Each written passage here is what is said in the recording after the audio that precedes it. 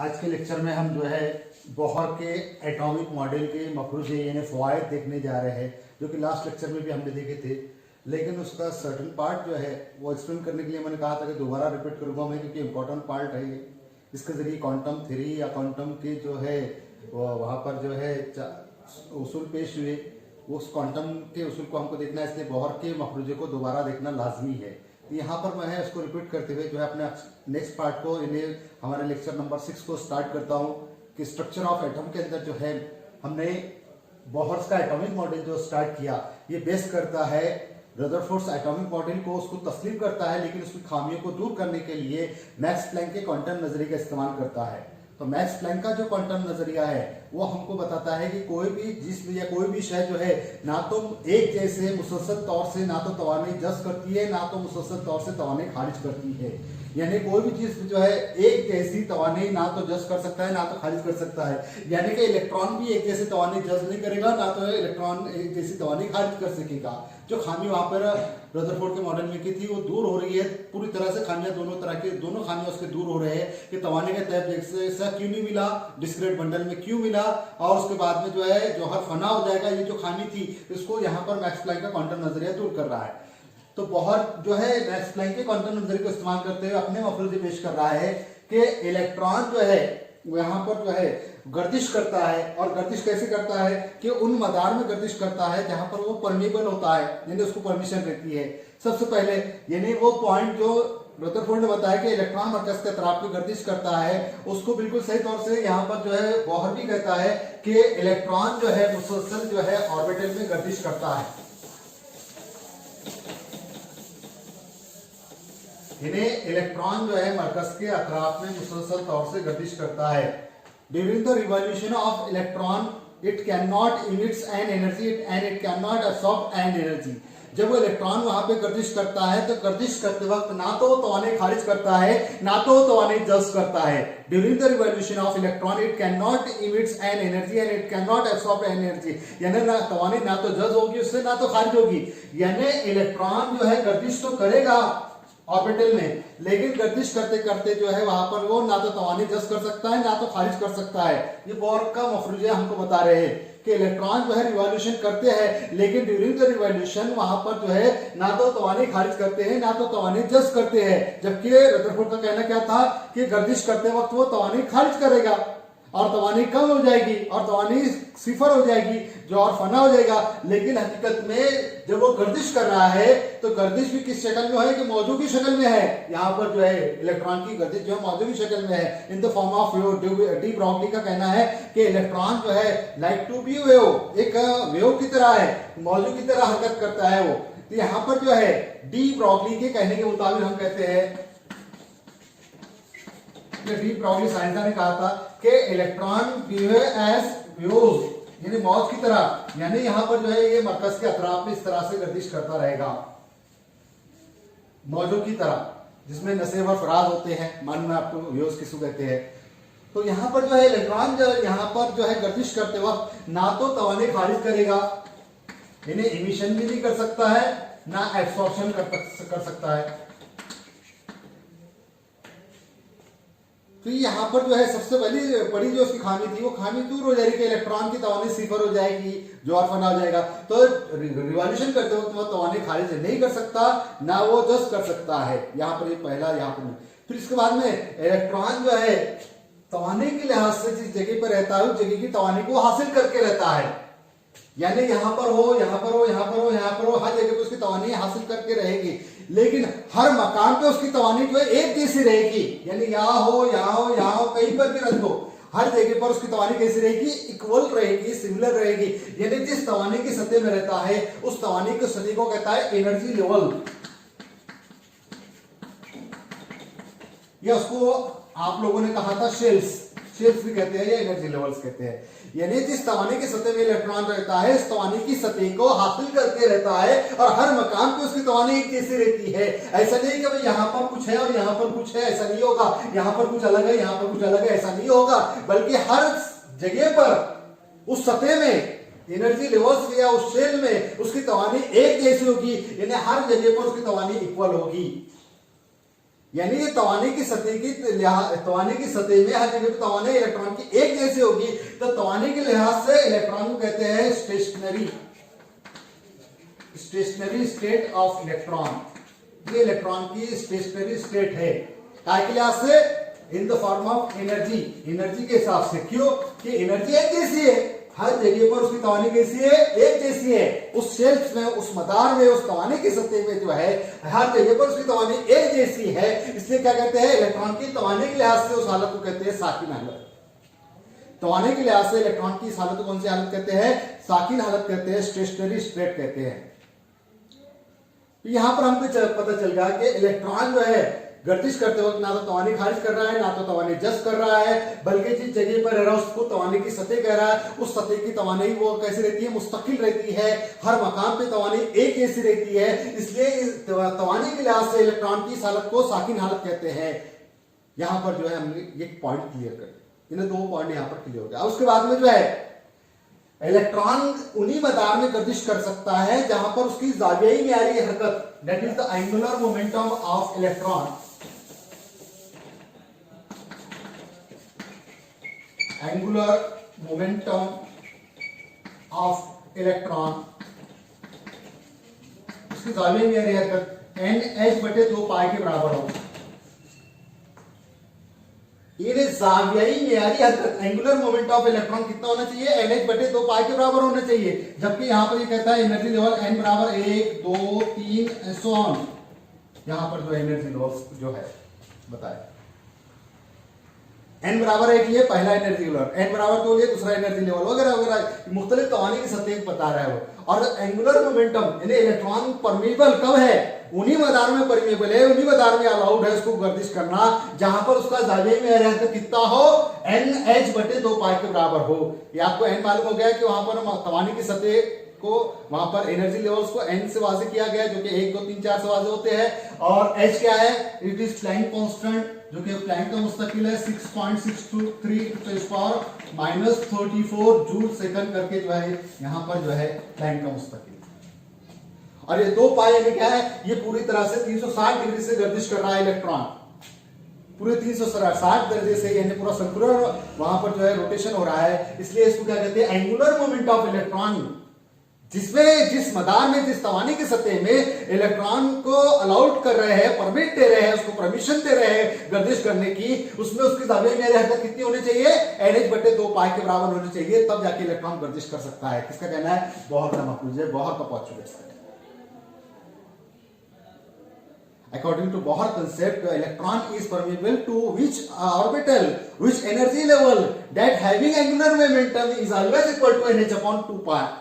यहाँ पर ये पॉइंट क्लियर हो रहा है कि इलेक्ट्रॉन उन्हीं मदारों में, उन्हीं तवाने सतह में उसको इजाजत मिलती है गर्दिश करने की जहां पर उसकी जावियाई मियारी हरकत कितनी हो, तो NH/2 पाई के बराबर हो। यहां पर ये इसका मफरूजा हमको बहुत टॉप से मिलता है।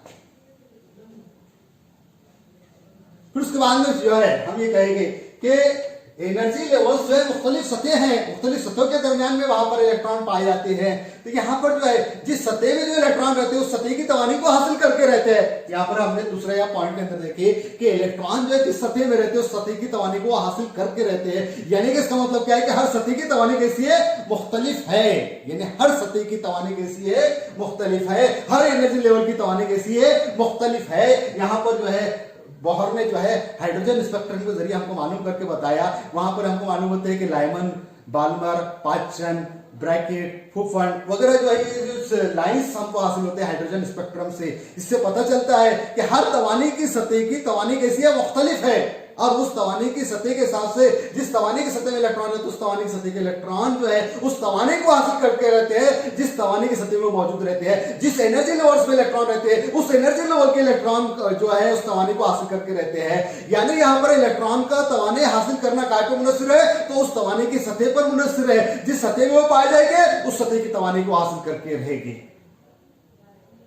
एनर्जी लेवल्स जो होते हैं जिसको शेल्स कहते हैं, यहां पर मदारे आप कहते हैं उर्दू के अंदर, तो इन मदारों के अंदर जिन मदारों में इलेक्ट्रॉन पाए जाते हैं उन मदार की तवानी को हासिल करके रहते हैं। यहां पर यह मालूम हो रहा है कि हर मदार की तवानी कैसी है, मुख्तलिफ है, जिसका का खुलासा हाइड्रोजन स्पेक्ट्रम के जरिए भी हमको आगे होता है, वाज़ेह होने वाला है। यहां पर फिर आप कि इलेक्ट्रॉन मदारों के दरमियान में पाए जाते हैं। हर मदार की अपनी एक तवानी अलग होती है। फिर इलेक्ट्रॉन जो है तवानी कब हासिल करेगा और कब वहां से इलेक्ट्रॉन तवानी खारिज करेगा, यानी इलेक्ट्रॉन का तवानी जज्ब करने का अमल कब होगा और इलेक्ट्रॉन का तवानी खारिज करने का कब अमल होगा, तो इसका खुलासा आपको मालूम होता है कि इलेक्ट्रॉन जब कम तवानी की सतह से ज्यादा तवानी की सतह में दाखिल होते हैं, जब इलेक्ट्रॉन कम तवानी की सतह से ज्यादा तवानी की सतह में दाखिल होते हैं तो तवानी को जज्ब करते हैं।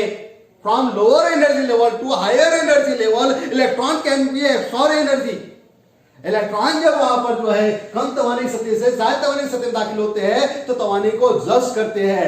Whenever electron is coming from higher energy level to lower energy level, जब वो ज्यादा तवानी सतह से कम तवानी सतह में हासिल होते हैं तो तब वो तवानी का इखराज करते हैं। यानी इलेक्ट्रॉन का तवानी जज्ब करना या खारिज करने का अमल कैसा है, जब वो कम तवानी सतह से ज्यादा तवानी सतह में जाएंगे, यानी पहली तवानी सतह से दूसरी में जा रहे तवानी दूसरी तवानी की हासिल दूसरी सतह की हासिल करेंगे, पहले तवानी सतह से तीसरी में जा रहे तीसरी तवानी सतह की तवानी हासिल करेंगे। यानी यहाँ पर जो है इलेक्ट्रॉन का तवानी हासिल करने का अमल कैसा है, जब वो कम तवानी सतह से ज्यादा तवानी सतह में जाएंगे तो तवानी हासिल करेंगे। यहाँ पर ये पता चल रहा है। लेकिन ज्यादा तवानी सतह में जब जाते हैं वो उनकी सुकूनी हालत कहाँ है, कम तवानी की सतह में है। जिस सतह के इलेक्ट्रॉन होते हैं, जिस एनर्जी लेवल के इलेक्ट्रॉन होते हैं, वो ज्यादा तवानी की सतह में जाने के बाद में फौरन ही अपने सतह पे वापस आते हैं। और जिस समझिए पहले तवानी सतह का है वो तीसरे तवानी सतह में चला गया तो तीसरे तवानी सतह की तवानी में वो रह नहीं सकता, उसकी वो बुरी हालत होती है। उस हालत से वो ट्रांजिशन स्टेट से वो फौरन ही अपनी सुकूनी हालत में आता है, जिसमें कि उसको पहले तवानी सतह में सुकूनी हालत थी उसकी। तो कहां आएगा, पहले तवानी सतह का इलेक्ट्रॉन तीसरी तवानी सतह में चला गया तो वो क्या करता है, वहां से फौरन ही अपनी तवानी सतह में वापस आता है। और जब आता है तो जज्ब की भी जो तवानी है उसको खारिज करता है। यहां पर ये पता चल रहा है कि जितनी तवानी वो जज्ब करता है उतनी तवानी का इखराज करता है, जिसका खुलासा मैक्स प्लैंक ने किया था हमको। मैक्स प्लैंक के क्वांटम नजरिए के मुताबिक जो है वो क्या कहता है कि इलेक्ट्रॉन जो है यहां पर गर्दिश करते हुए ना तो तवानी खारिज करेगा ना जज्ब करेगा, बल्कि जब वो यहां पर जो है जज्ब करने का अमल या खारिज करने का अमल कैसे होगा, जब वो कम तवानी सतह से जायद में जाएगा तवानी जज्ब करेगा, और जब जायद तवानी सतह से कम तवानी सतह में आएगा तवानी को खारिज करेगा। और ये तवानी जज्ब करना या खारिज करना ये फोटॉन एनर्जी कहलाती है, जिसको हमने वादे करे E बराबर h न्यू से, डेल्टा E बराबर h न्यू। इतनी जो है इसको हम कहते हैं फोटॉन एनर्जी कहते हैं या इसको हम क्वांटा एनर्जी कहते हैं। न्यू क्या है, मौजों की तादाद है कि एक सेकंड में किसी नुक्ते से गुजरने वाली मौजों की तादाद को तादाद मौज कहते हैं हम वहां पर।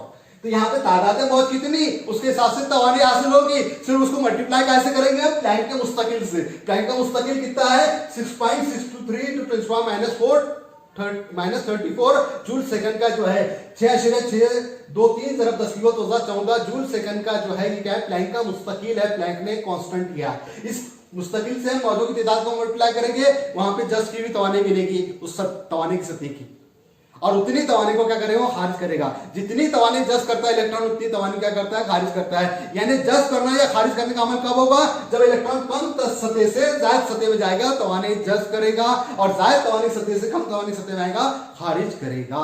यहां पर जो है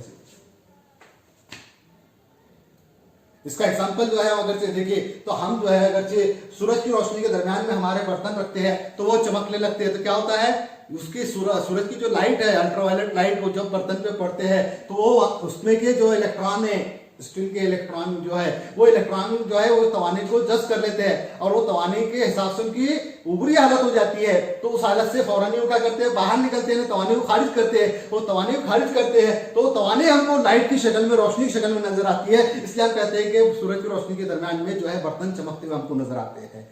ये यहाँ पर जज्ब करने का और खारिज करने का अमल जो है हम रोज हमारे घरेलू मामलात में या हमारे रोजमर्रा जिंदगी में नजर आता है हमको। तो इलेक्ट्रॉन का जज्ब करना और खारिज करने का अमल कैसा है कि तवानी तो जज्ब कर लेते हो, लेकिन तवानी को क्या करना होता है, उनको खारिज करना होता है। जज्ब की भी तवानी कौन सी रहती है, उनकी उबूरी तवानी होती है। That is called transition state of electron regarding to energy. Energy के मुताबिक जो है वो इलेक्ट्रॉन की ऊपरी हालत होती है, जायद तवानी की हालत होती है, और जायद तवानी की हालत में इलेक्ट्रॉन कभी रह नहीं सकते। यहां पर बहुत सारे लोग आपको बताता है कि इलेक्ट्रॉन की सुकूनी हालत कब है, जब वो कम तवानी की सतह में रहेगा, कम तवानी हासिल करके रहेगा। इसका मतलब क्या है कि इलेक्ट्रॉन के दाखिल होने का अमल कैसा है, इलेक्ट्रॉन का दाखिल होने का अमल जो है कम तवानी की सतह से जायद तवानी की सतह में। सबसे पहले इलेक्ट्रॉन कहां जाएंगे, जहां पर कम तवानी मिलेगी वहां पर दाखिल होगी। इलेक्ट्रॉन की सुकूनी हालत कहां है, कम तवानी की सतह में इलेक्ट्रॉन की सुकूनी हालत है। तो ये मफरूज हमने देखे यहाँ पर। अब यहाँ पर जो मैक्स प्लैंक इसका बोहर का जो है मॉडल जो है मैक्स प्लैंक के क्वांटम नजरिए पे पेश करता है, और इसके मफरूज जो है तकरीबन हमने पूरी स्टडी कर ली है। यहाँ पर जो है इलेक्ट्रॉन जिस सतह में रहता है उस सतह की तवानी हासिल करता है। तवानी के लिहाज से वो सतह जो है क्या कहलाती है, मुस्तकिल सतह कहलाती है। हर सतह की तवानी मुख्तलिफ होती है। यहाँ पर जो है हम हाइड्रोजन स्पेक्ट्रम के जरिए मालूम करेंगे। जैसे यहाँ पर जो है हाइड्रोजन स्पेक्ट्रम अगर से बताना चाहे मैं आपको तो इस तरह से बताऊंगा।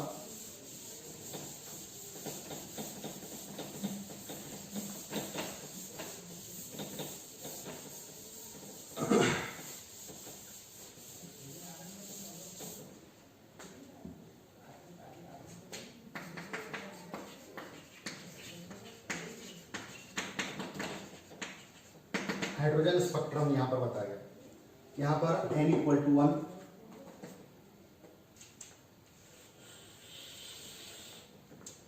n = 2, n = 3, n = 4, n = 5, n = 6,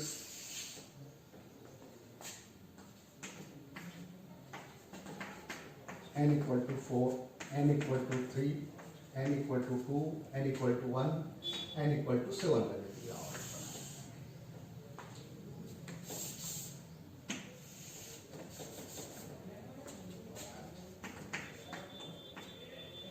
ये बोहर में बताया हमको। यहां पर जो है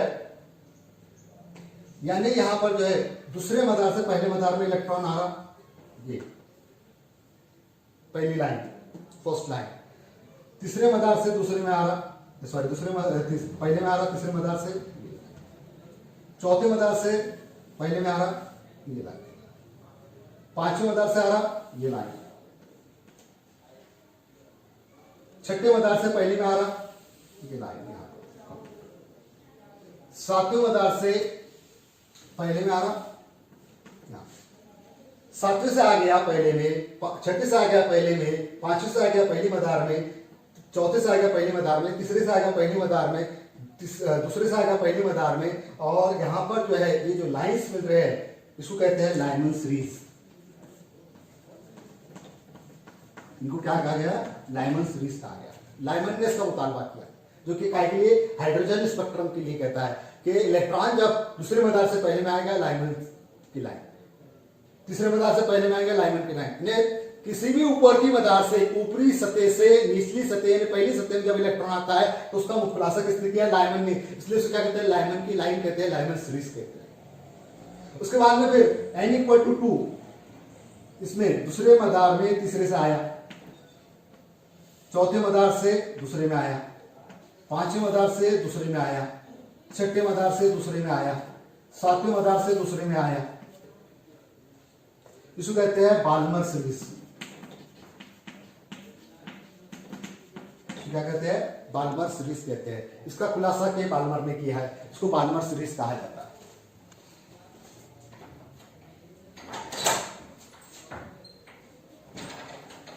यानी इलेक्ट्रॉन का दूसरी मदार में चला आना, कहां से, तीसरी मदार से दूसरी मदार में, चौथी मदार से दूसरी मदार में, पांचवी मदार से दूसरी मदार में, छठी मदार से दूसरी मदार में, सातवीं मदार से दूसरी मदार में, इसको क्या कहते हैं, बाल्मर सीरीज कहते हैं। उसके बाद में जो है तीसरी मदार में, चौथी मदार से तीसरी मदार में आएगा, पांचवी मदार से तीसरी में आएगा, छठी मदार से तीसरी में आएगा, सातवीं मदार से तीसरी में आएगा। इसको कहते हैं पाचन सीरीज। इसको क्या कहते हैं, पाचन सीरीज कहते हैं। यदि तीसरी मदार में इलेक्ट्रॉन का चलाना, इसका खुलासा किसने किया, पाचन ने। तो पाचन की लाइन से कि तीसरी, चौथी मदार से तीसरी में, पांचवी मदार से तीसरी में, छठी मदार से तीसरी में, सातवीं मदार से तीसरी में आना, इसको क्या कहते हैं, पाचन सीरीज कहते हैं। उसके बाद में चौथी मदार पांचवी मदार से चौथी मदार में आना, छठी मदार से चौथी में आना और सातवीं मदार से चौथी में आना, इसको कहते हैं ब्रैकेट सीरीज।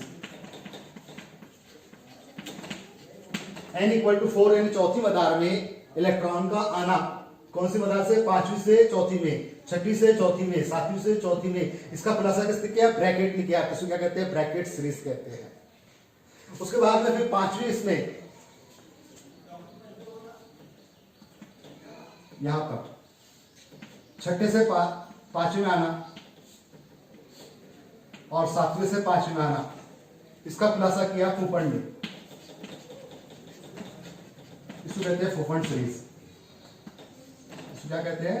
फूफंड सीरीज। यानी n इक्वल टू पांचवें तवाने की सतह में जब इलेक्ट्रॉन आता है तो छठे से आ रहा या सातवीं से आ रहा या आठवीं से आ रहा, इसका खुलासा किसने किया? फूफंड ने किया। तो यहां पर पहली लाइन सीरीज कैसे हासिल होती है कि पहले मदार के लिए वो इलेक्ट्रॉन का दूसरे मदार से आना, तीसरे से आना, चौथे से आना, पांचवें से आना, छठे से आना, सातवें से आना। तो ये जो लाइंस मिलते हैं इसको इस सिलसिले को क्या कहते हैं? लाइमन ने मुतालबा किया, इसलिए लाइमन सीरीज कहते हैं। This is hydrogen spectrum of lines जो है, क्योंकि लाइमन सीरीज को वाजे करता है n इक्वल टू 1 पहली मदार के लिए, फिर दूसरी मदार से तीसरी में पहली में आना, तीसरी मदार से पहली में आना, चौथी मदार से पहली में आना, पांचवी मदार से पहली में आना, छठी मदार से पहली में आना, सातवीं मदार से पहली में आना। इसको क्या कहते हैं? हम लाइमन सीरीज कहते हैं।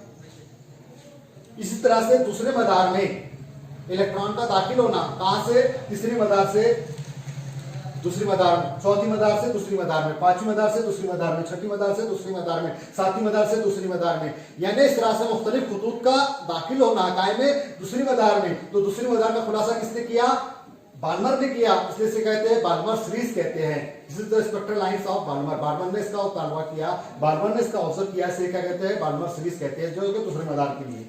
तीसरे मदार के लिए खुलासा किया पाचन ने। पाचन कहता है कि तीसरी मदार में इलेक्ट्रॉन चले आते हैं, कहां से? चौथी मदार से, पांचवी मदार से, छठी मदार से, सातवीं मदार से। और ये जो खतूत मिलते हैं, ये लाइंस मिलते हैं, इन्हें क्या कहते हैं? पाचन की लाइंस कहते हैं, पाचन सीरीज कहते हैं। ये होगा तीसरे मदार की।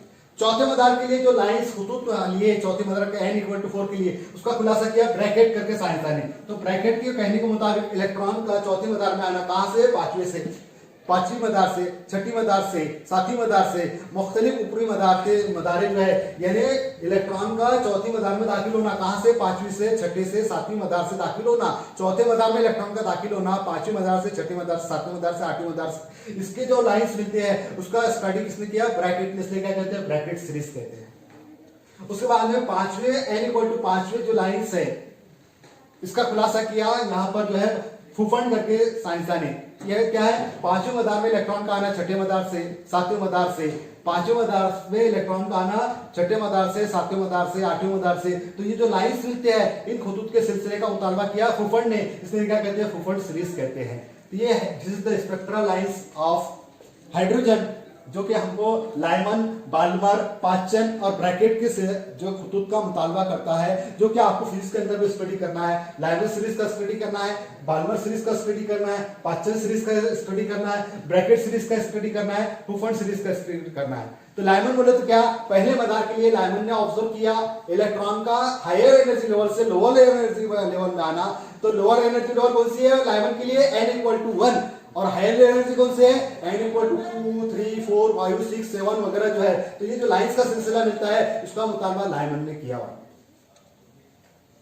पहले मदार के लिए। दूसरे मदार के लिए जो लाइंस का खतूत का सिलसिला है कि दूसरे मदार में इलेक्ट्रॉन आएंगे, कहां से आएंगे? वहां पर आएंगे तीसरे मदार से, चौथे मदार से, पांचवें मदार से, छठे मदार से, सातवें मदार से। तो ये जो दूसरे मदार में इलेक्ट्रॉन का दाखिल होने का जो सिलसिला है, वो लाइंस का सिलसिला ऑब्जर्व किया बाल्मर ने, इसलिए क्या कहते हैं? बाल्मर सीरीज कहते हैं। तीसरे मदार में इलेक्ट्रॉन का दाखिल होना, कहां से? चौथे मदार से, पांचवें मदार से, छठे मदार से, सातवें मदार से। इन खतूत का सिलसिले का मुतालबा किया पाचन ने, इसलिए क्या कहते हैं? पाचन का सिलसिला कहते हैं। चौथे मदार में इलेक्ट्रॉन का दाखिल होना, कहां से? पांचवी मदार से, छठी मदार से, सातवीं मदार से। इन खतूत का मुतालबा किया किसने? ब्रैकेट ने, इसलिए क्या कहते हैं? ब्रैकेट सीरीज कहते हैं। पांचवें मदार में इलेक्ट्रॉन का दाखिल होना, छठे मदार से, सातवें मदार से, आठवें मदार से वगैरह वगैरह। तो यहाँ पर इसका मुतालबा किया फूफंड ने, इसलिए क्या कहते हैं? फूफंड सीरीज कहते हैं। तो इस तरह से हमको मालूम होता है कि लाइमन सीरीज यानी क्या है? पहले मदार के लिए, बाल्मर सीरीज यानी क्या है? दूसरे मदार के लिए, पाचन सीरीज यानी तीसरे मदार के लिए, ब्रैकेट सीरीज यानी चौथे मदार के लिए, और फुफन सीरीज यानी क्या है, पांचवें मदार के लिए। पहले मदार के लिए लाइमन, दूसरे मदार के लिए पाल्मर, तीसरे मदार के लिए पांचन, चौथे मदार के लिए ब्रैकेट और पांचवें मदार के लिए फुफन। बस इलेक्ट्रॉन का दाखिल होने का सिलसिला यहाँ पे बताया हुआ है। इसे कहते हैं हाइड्रोजन स्पेक्ट्रा ऑफ लाइंस। यहाँ पर इस तरह से इस लेक्चर में हमने ये देखे, बाकी पार्ट हम नेक्स्ट पार्ट में देखेंगे इंशाअल्लाह।